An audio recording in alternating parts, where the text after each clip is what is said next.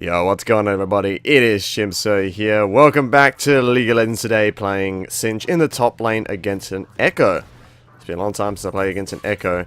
Generally a pretty annoying matchup, but he's going to build really weirdly, and it doesn't really make much sense to me. Maybe it's the meta Ekko build, you guys can let me know, but yeah, it's going to be an interesting game. Yeah, it's not frozen here, by the way. I just alt-tab out of the game and that freezes. It stops the game recording for some reason. So don't worry, that'll fix itself in just a second. So yeah, up against an Ekko. Now, the jungler is Rammus, and taking a look at their team comp, basically, what I like to do during Champion Select, and I encourage you guys to do this as well, is to look at the enemy team and decide what boots you're going to build. So the enemy team's got a Lulu support, they've got an Ekko top, they've got a Rammus jungle, and they've got Talia mid. So first of all, when you're playing Proxy Singe, you pretty much have to treat the jungler. I am going to go for a Proxy here as well because I don't want to face Ekko in lane level 1. Fuck that shit. You have to treat the jungler like your second lane opponent. And in this case, Rammus does a lot of magic damage. Sure, he's sort of kind of mixed. He does a lot of auto attack damage, but he does a lot of magic damage as well. And also Talia, obviously magic damage champion. Ekko, magic damage champion. So early Merc Treads, you're going to get that for the MR, but it also just helps so much against the Rammus. The Rammus taunt is the big thing I want to prevent by going for those Merc Treads. So they're going to give me some magic resist to help me out against Ekko. And yeah, they're going to help me out against the Rammus taunt as well. So a very good thing to get early on here. Going to start off with a Proxy. Ekko decides to try and harass me, but when you Proxy from this side, always try to kite around this little piece of terrain. This side is actually much better if they come to stop your Proxy, because you can literally just kite them around that piece of terrain. If you pop a ward in that little bush there, you can just keep walking them around in circles and they'll be able to get you. But obviously you don't want to waste the ward, you want to try and put it in that bush there to cover your ass. But yeah, it's significantly harder to do it if you're on the other side. That is also not your Steam going off, that is my Steam going off, don't worry about that. So yeah, early Proxy here, just want to get enough gold. I want to preferably go for, you know, Dark Seal or Doran's Ring. Now, a lot of people seem to ask this, I see it on Singe mains as well, like, oh, you know, is Dark Seal still worth it on Singe? Yes, Dark Seal is still fucking worth it on Singe. It is still a very good item. If you're playing a Proxy early on, you want to go Dark Seal and Refillable Potion. You can go Corrupting Potion, but I wouldn't recommend it. I'll go Dark Seal, Refillable. And it'll give you that bit of extra bit of mana. So it'll give you that 100 extra mana. See, I'll be out of mana right now if I didn't have the Dark Seal. So keep that in mind. But yeah, we'll give you that little bit of extra mana. You can see me just kiting around here. And it will also give you extra heal on your potions. Now I'm going to pop Ghost here, so because he does a little bit more damage than I expect, but that's alright. That's why I like taking Ghost over Flash on Singe. The cooldown is fucking peanuts. 3 minutes and it's back up. So yeah, I go Dark Seal early for the Proxy so I can get a refillable potion. It'll increase the healing from the refillable potion by 25%. So you have to remember it boosts your early healing while you're proxying as well. And then basically, I like to, you know, the dream is sort of to go back with 700 to 750 gold. Like, right now, after I've gone back for my Proxy and gotten either my Corrupting Potion or a second Dark Seal, you can go either one, or you can go a Doran's Ring if you like. If you're gonna keep the refillable potion, I would recommend going for the Dark Seal, because the healing increase stacks on the Dark Seal. So you're gonna get a bit of extra mana. Yeah, sure, you don't get health from the mana anymore, but it's still useful in lane. You're gonna get a bit of extra mana. You're gonna get ability power, which is important, and you're gonna get that healing from the potions, which is important.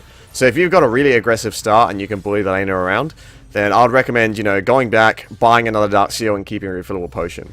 On the other hand, if you're up against something that can sort of poke you down like Ekko, better idea to just get that Corrupting Potion. Or you can get a Doran's Ring. Now, do not underestimate Doran's Ring.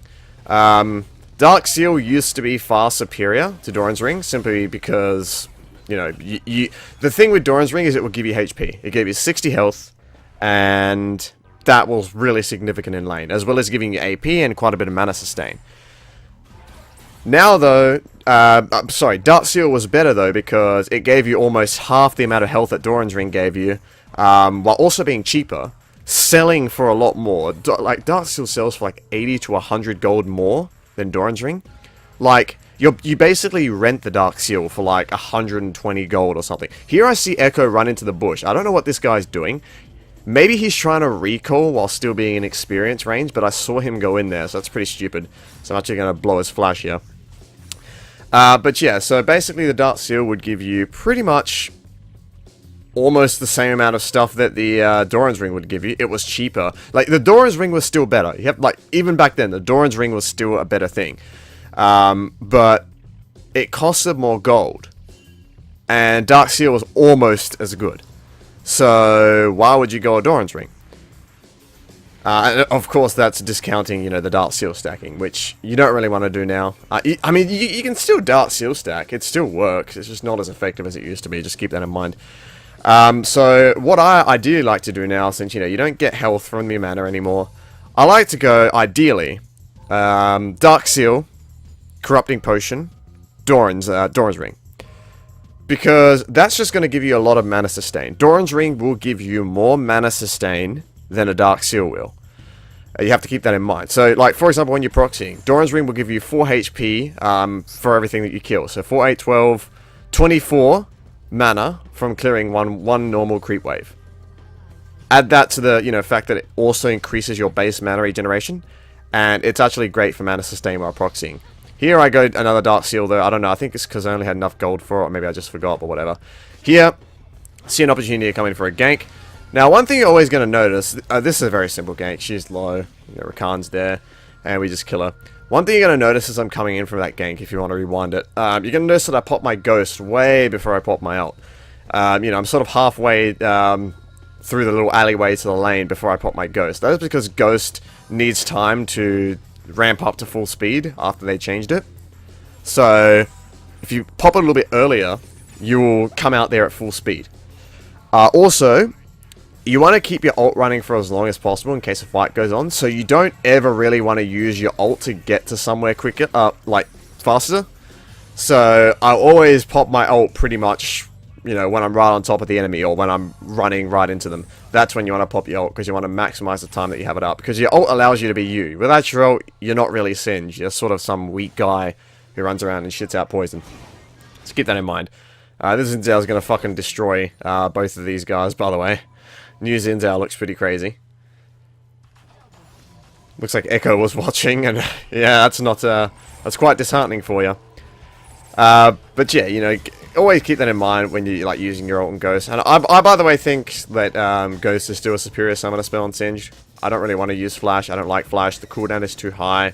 It's not as like, well, it is more versatile, but Singe is already the best at running at people. So Ghost just helps you do that, and the cooldown is so fucking short. It's so good. So yeah, I'm pretty much always a Ghost Singe player. The only time I'll probably take Flash if I was like, okay. It's like a Lissandra top or a Jarvan. Yeah, Lissandra top and Jarvan jungle. That's the thing that I know. Like, if that's your matchup, if you're playing against a Lissandra top and a Jarvan jungle, I'll take Flash. Flash is far superior to Ghost because he's just gonna get locked down that Jarvan ult and you're gonna die. But I mean, barring that, I personally don't feel any need to take Flash. Oh, like you can, absolutely. Flash is a good summoner spell on Singe. You can still make it work. But I just prefer Ghost. It's really a matter of personal preference. So you can see Ekko, he has a Phage. I don't really know what he's building. He's been like Triforce Ekko. I don't fucking know. Every week Ekko's got a new build. So I'm not really too concerned about him, honestly. The worst thing about Ekko is, he pokes you down with all that magic damage and he goes for an all-in, but, you know, he doesn't have any magic damage. He's got a Phage. It's like, alright, well, I'm still going to push him in and proxy him, because I want the enemy team to camp me. I want the jungler to come to my lane, because that gets them off the rest of my team's ass, and with my ult up, I can just proxy farm with impunity. I don't care. Ekko can farm on the tower. He doesn't seem to be doing too well with it. I'm like 15 CS ahead of him at all times, so that's fine by me. I'll keep proxying. Game is pretty much even at this point. Now, at this point in the game, I'm thinking like, wait, okay, what am I going to build? You know, they got a lot of magic damage, so that's the big thing. So ideally what I'll do is I'll go Rylai's, and then, oh, never mind. I see little Rammus here trying to do his red buff. Well, I'm just going to kill him. He's very, very low. He should have just ran away, popped this Q and ran away. But he doesn't, so he's going to die. Now, Kale's going to do the right thing here and come in to respond to this. So I'm going to fling Talia into her. And Talia is going to die. Ekko is going to ult and then try and make a run for it. But my W has come back up. So I'm going to ground him. Once he gets out of the ground, he flashes, but it's way too late. And I'm going to secure the kill there after Kale flashed and slowed him down. So very, very nice. And you can see me typing chat here. Always do this, by the way. You know, try and fuck with the enemy team. Just like, well, that was sort of a disaster. And I just walked over a vision ward and I didn't even notice. Whoops. Yeah, that was a fucking utter disaster for them. That's horrible. Because now I just have so much pressure with 2 extra kills and an assist. I've got double buffs, which, you know, whatever, it's not. Double buffs, like, blue buff used to be really great to get on Singed, because you'd build tier on Singed. It's just like, oh, I got a blue buff. Well, that's tier stacking for free for the next however long it lasts. But yeah, not so much anymore. It's still good to have, but I'd say red buff's better, probably, because you can, like, goo flip, and then, you know, when you do the Sky Auto attack, it really does a lot of fucking damage. But yeah, now I've just got so much pressure here. Obviously, I don't have it yet because I haven't gone back to buy my items. But I really just want to go back and just buy a Leandry's, not Leandry's, buy a Rylai's outright because I mean I'm so close to it and nothing can really threaten me right now. I've got my Merc Treads completed. Like even if Rammus and Ekko both jumped on me, even without my ult up, I'm confident I can just be like, right, goo flip one of them, run away. Like. They can't keep me locked down long enough with those Merc Treads, and obviously I am getting magic resist from them as well. And that little Krug landed on the other side of the wall. I didn't know it could do that. Well, there you go. So yeah, I'm in a very, very good position now. But once again, you know, just because you've got 3 kills, if you haven't spent the gold, you're not ahead. So you've still got to be a bit careful. But my ult's back up now. I fear nothing at this point.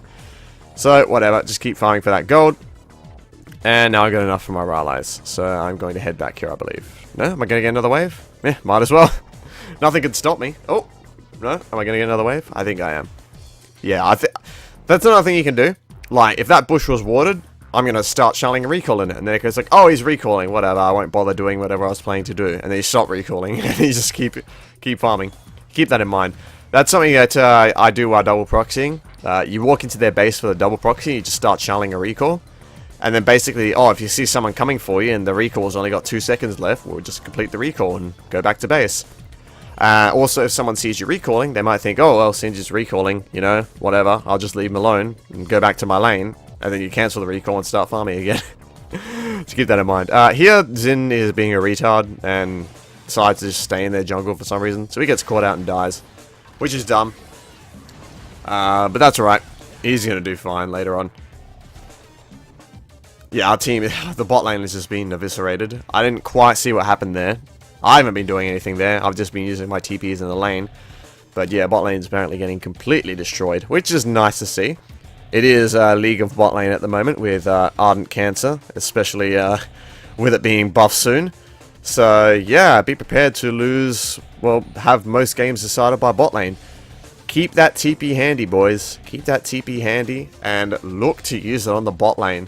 Because if you can snowball your bot lane, that normally means you've won, like, quite simply. It's been like that for a while now. It's going to continue being like that. Top lane doesn't really have much of an impact on the game. Especially if you don't have TP.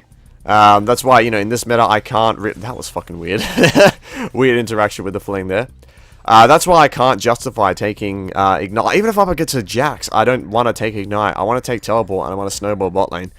Because that's really all that matters at this point. But yeah, if you have success with Ignite, then use Ignite. But it's another thing, you know. Singe is so fucking varied. So much shit can work on him.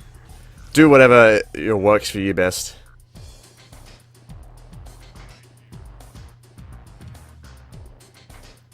So yeah, I'm just going to keep up the completely non-interactive gameplay and just keep proxy farming. Why not? If Rammus comes for me, I don't care. He can't kill me. There's nothing he can do. He's just wasting his time. So there's no risk here at all for me. I'm going to keep proxying. And yeah, but now I'm going to move into the mid lane. I know this is a fight going on. So I'm going to head on in. And I'm going to pop my ghost. Notice I popped my ghost before the fight. I haven't even popped my ult yet. Now I pop my ult when the fight really starts. I'm maximizing the time that I can get on it. And you see there, I fling the Lulu. She does, in fact, pop her ult. I get the ult from Kale, so I continue with the tower dive. I was going to back out. But then Kale ulted me, so I kept going in to tank it. Talia just flashes randomly onto me. Okay. then Ekko's going to come for me, but he's not very good and misses everything, so I'm just going to walk away. Yeah, so notice how long I held my ult there. I didn't just immediately pop my ult and start going in. I waited until, like, okay, I'm going to commit. I'm about to fling somebody. I want to pop my ult. Oh, you know, this is the home stretch. I need a little bit more movement speed, and I'm going to do it. That's when I pop my ult. Here. The power of Dark Seal. Look up, that sold for, like, what, 250 gold? So, if I had a Doran's Ring sells for, like, 160 or something. I would not be able to buy this Haunting, guys. So, keep that in mind. And yeah, I'm happy with selling the Dark Seal because, you know, the stacking only matters on one of them. So as long as I have one, I still get the bonus AP from the stacks. But yeah, you know, especially with the ult having a shorter duration now, after the Singe changes, you really have to keep that in mind and sort of conserve your ult. Wait for the last second to pop it. Obviously, you know, you get fucking jumped on and you're taking a bunch of damage, pop your fucking ult to survive. But in a team fight like that, when your team's pretty much in control and you're chasing people down, yeah, you might want to consider holding off on it. I decided to teleport in on the Rammus there, maybe do something. Almost stole the red, but yeah, unfortunately he took it, which does suck. This tower's almost down, so what I'm going to do is I'm going to actually just turn my poison off and just hit the tower. But Ekko clears the minion wave a little bit, so I can't really do that. But yeah, you know, this guy just doesn't have much damage. He's got a phage and he's gone for an adaptive helm. It's not really going to help him because I'm going to kill him here anyways. Sorry. But, yeah, I don't know what this guy's building. I don't know, he's fucking retarded. Like, what is he building? But, okay, I'll take it. 3 kills. But yeah, you know, if you're up against something that does no damage to you in the top lane, something just very, very tanky, you just, yeah, fuck it, I'll just ignore you. Turn my poison off so I don't get aggro and start hitting the tower. Just remember, if you got like a Balmy Cinder or something, you will in fact take aggro, so keep that in mind. Well, enemy team got the dragon there. I believe that's a second dragon, actually, which sort of sucks, but it's not too bad. Zenzia's here. I notice my team fighting in mid lane, but yeah, we're a bit too far away, so we're just going to try and take this tower down. And then we're going to derp. We get a bit too confident here. We're like, okay, let's, yeah, he's like, I want to fight this guy, but he's still taking aggro there. And I'm just like, I don't want to fight this guy. I'm just going to do that thing that I was talking about. I'm just going to hit the tower. But I turned my poison on for some reason. I don't know why I turned my poison on. I think it was just like instinctive. I'm like, yeah, I'm just going to turn my poison on. So I took tower aggro and I died. So yeah, that was dumb. Don't do that shit. That really sucks because, you know, I would have really liked that tower gold. I would have probably been able to buy my Leandries. You know, worse I would have had to sell the Dark Seal to get it. But, yeah, I would have liked that Leandries. I would have probably sold the potion for it. That's another big thing, itemizing Singe, by the way. Knowing when to sell, like, your Dark Seal, or knowing when to sell the Corrupting Potion. Remember that the Corrupting Potion, as long as you have one Dark Seal, it restores, like, fucking, what, like, 450 fucking health, or something? I think with 2, it's, like, 500, like, over all the uses.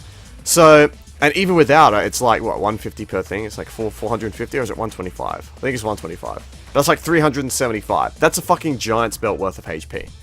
So, think about that next time you're like, oh, I'm going to sell my Corrupting Potion so that I can buy, you know, fucking my next item. Now, if it's a big power spike like Leandries, sure. But if it's just like, oh, I want a Blasting Wand. Fuck no, keep that Corrupting Potion. That's like, that's so much fucking value. And remember that it does extra damage as well when it's active and you're fighting somebody. So I really don't like selling my Corrupting Potion. I like it to be the last thing that I sell. However, if you've got a Dark Seal with a bunch of stacks, like my Dark Seal here at 5 stacks, I'll probably keep that. And I would sell the Corrupting Potion. Because those 5 stacks are an extra 15 AP. And I like that a lot more. So, oh, here, by the way, I popped my ult when Ekko was chasing me. Because Ekko had a red buff and Tristana was right behind him. So I'm like, better safe than sorry. Just going to pop my ult. And I'm going to run. Here, I'm going to drop my Mega Adhesive on Tristana, which is going to prevent her from jumping away. I fling her out, and she jumps, but that's fine. I'm just going to run. I probably shouldn't have flung her out there. I probably should have just kept hitting her while she was in it, and then flung her pretty much as soon as it ran out before she jumped. But, yeah, my mistake, whatever. Lulu was there anyway, so she probably just ulted. Got the tower though, did my job. Get that Leandries. I'm going straight into Leandries after Rylai's here because I'm fed. There's nothing that can really stop me. I don't need the tank at the moment. My ult gives me everything that I need. The enemy team is too weak and I'm too far ahead. So just go straight for that damage. But I'm going to be building into a stone plate third item. Stone plate is pretty good as a third item, but it's situational as a third item. You don't always just want to go like, yep, slam dunk, stone plate after Rylai's Leandries. That's what I'm building. A lot of the times, Sword Mail is better. A lot of the times, fucking maybe a Spirit Visage or Abyssal Mask is better, depending on the team comp. But this team comp, I'm like, look, we're fine. We're pretty far ahead. I'm going to get a Stone Plate, and I'm just going to be unkillable in the team fights with the Stone Plate. I'm going to have a lot of damage from my Rylai's and Leandries, and it's going to be good. And then I get a Warmogs after that. Stone Plate gives balanced resistances, so it helps out against the entire enemy team. So yeah, I'm just going to do that. But yeah, you know, if they're all AD team, I'd build a fucking Thornmail here probably instead of a Stone Plate. So keep that in mind. It's very, very team comp dependent. Now the runes I'm running, by the way, for those of you who don't know, I'm running the rune page at Minish Cap 1 suggested to me, which is Spellvamp Quints. So my runes are currently Magic Pen Marks, Armor Seals, Spellvamp Quints, and AP Blues. So I don't have any magic resist. That's why early Merc Shreds is actually really nice. Obviously, you're not going to get early Merc Shreds every game. Sometimes Ninja Tabi is better. But yeah, generally like Merc Shreds is all the MR you will need in the early game. Obviously, you want to get more MR late game. But fuck you, Ramus, for interrupting my red steel. Fuck you. But yeah, like so basically this rune page is really good because you're just going to watch the health that I naturally gain from just killing shit. It's really, really good. Spellvamp Quints used to be a meme on Singe. It was always just like, oh wow, yeah, that's the, you know, oh yeah, you go Spellvamp Quints and be completely fucking useless. But like in this current meta, basically Singe is just like, oh okay, you know, no matter what I do, I'm taking damage. I go top lane, I farm, I take damage. I try to harass somebody, I take damage. I go for an all-in, I take damage. So the idea is you fucking get a little bit of Spellvamp, which heals you back from that damage that you're doing, and that's your invariably going to take. It heals some of that back. So, you know, like, AP Quints are cool. They help in the early game, but they don't scale amazingly well into late game. They're still decent, but they don't. Move Speed Quints are just good all throughout the game.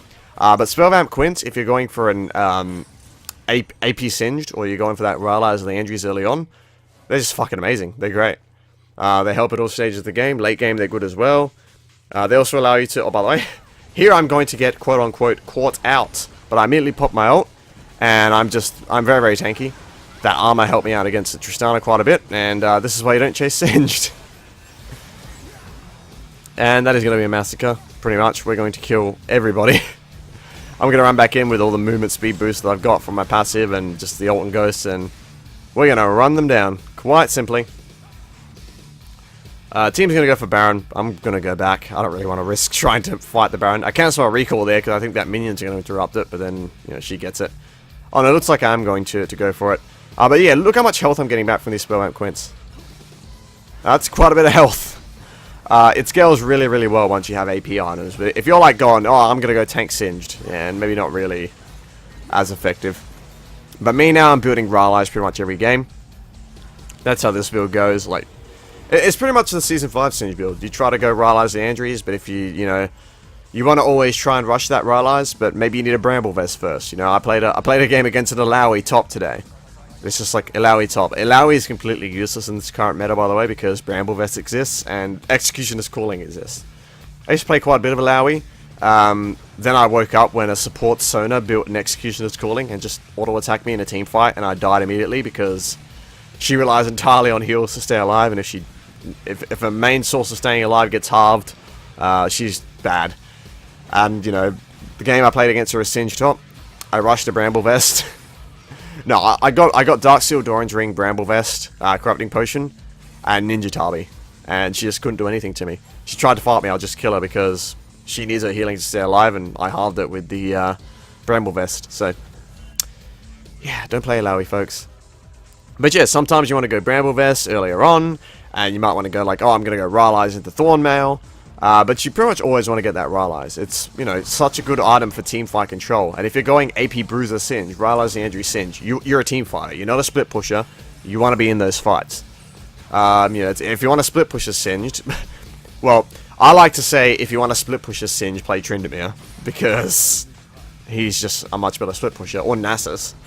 But if you want to split push a Singed, here, you know, I've got this annoying fly buzzing around me. That's fine, I'm just going to try and get the tower, all good. But if you want to split push a Singe, you know, go like Zorot, Portal Banner Command. You're not a team fighter with that build.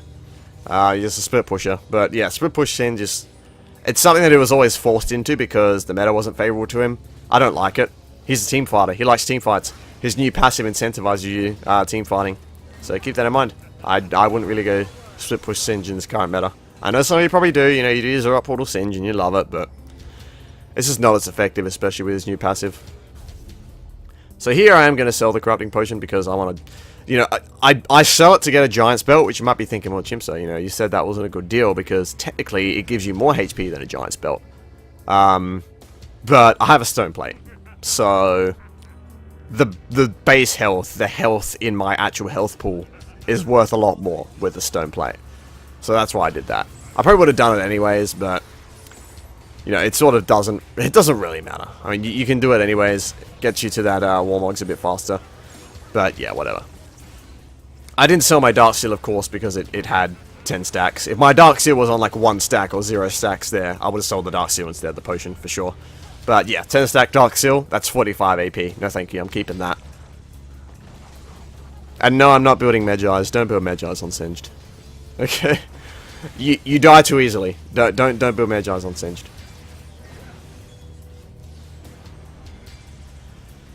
So, 3 inhibs down. That's pretty much game. Oh, I need to yawn 1 second. Oh, getting late. Gotta render this before I go to bed. Upload it tonight. But yeah, it's pretty much game now. 3 inhibitors down. Team's very, very far ahead. I'm fed as fuck. I'm going straight for Warmogs here. Like, the only time you don't really want to go Warmogs is the ADC building Blade the Rune King. Now, in this current meta, I don't really know any ADCs that build it. Like, does Vayne build it? Maybe? I don't know. I still think she just builds a bunch of crit. So, it's actually a pretty good item, because, you know, League of Blade isn't the thing, but... yeah, Warmogs is a good item there. Once you have balanced resistance from Stone Plate, it's pretty good. But yeah, that's this game, guys. Thank you all for watching. Hope you enjoyed that one. That was a pretty cool game to watch, I think. And yeah, consider supporting me on Patreon if you like my work. Follow me on Twitter, twitter.com/Chimso. Thank you to my supporters there. I appreciate it very much. And yeah, I'll catch you all next time, guys. Take care.